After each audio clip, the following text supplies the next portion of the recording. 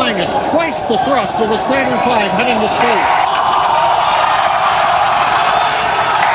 Acquisition of signal, surface proceed. We're throttled down and throttled back up. Going through the period as the velocity increases, the density of the atmosphere is decreasing. Max Q. Lessening stress on the vehicle. The call out, max Q now.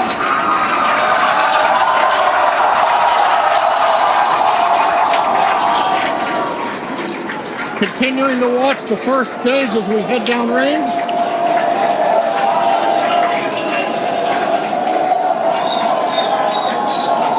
A 100 seconds into flight. Our next major activity is going to be shutdown of the first stage. The Houston tracking station now acquiring the vehicle.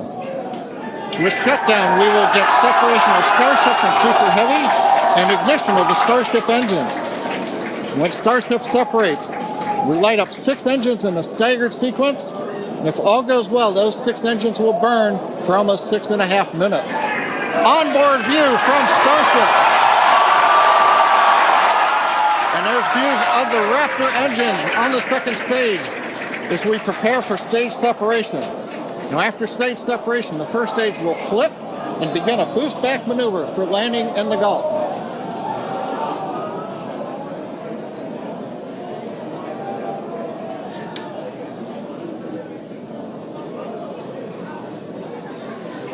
Continuing to fly, 2 minutes 40 seconds. Let's get ready for main engine cutoff. Restriction cutoff. Beginning to flip for stage separation.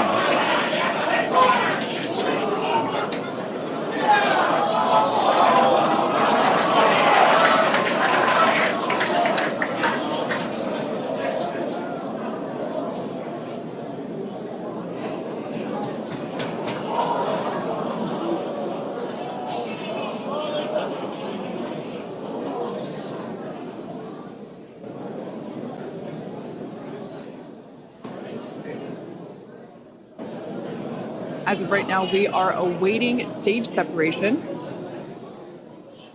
where Starship should separate from the Super Heavy booster.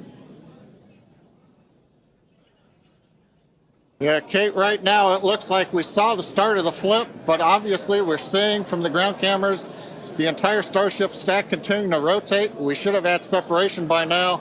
Obviously, this is does not appear to be a nominal situation. Yeah, it does appear to be spinning, but I do want to remind everyone that everything after clearing the tower was icing on the cake. And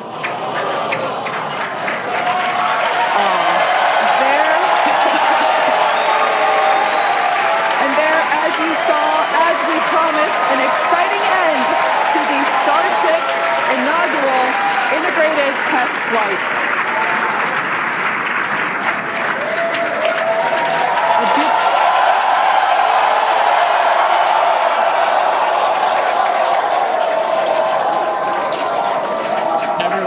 Absolutely pumped to clear the pad and make it this far into the test flight, the first integrated flight of the booster and the Starship vehicle.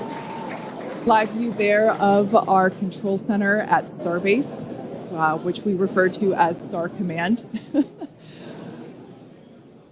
As we said before, obviously we wanted to make it all the way through, but to get this far, honestly, is amazing.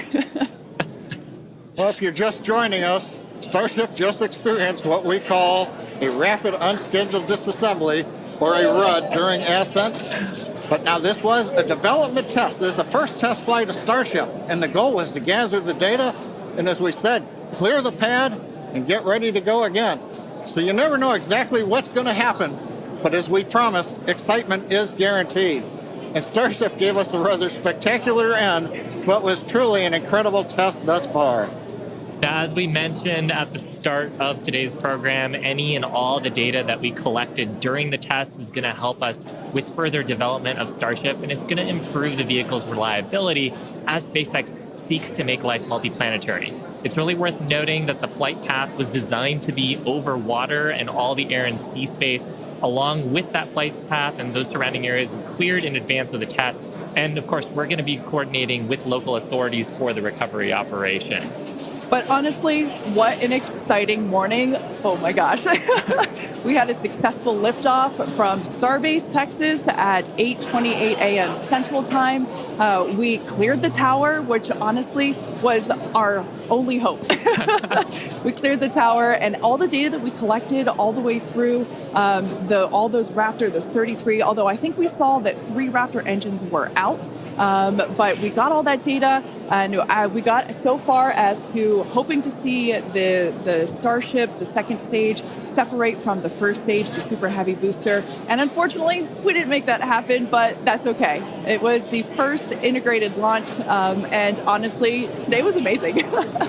Absolutely incredible day. We made it through a number of those initial test objectives with getting booster ascent, getting all the way through the countdown, working some issues at the end. Like, Totally really fantastic day. Got through the gate at T-minus 40 seconds on the second try.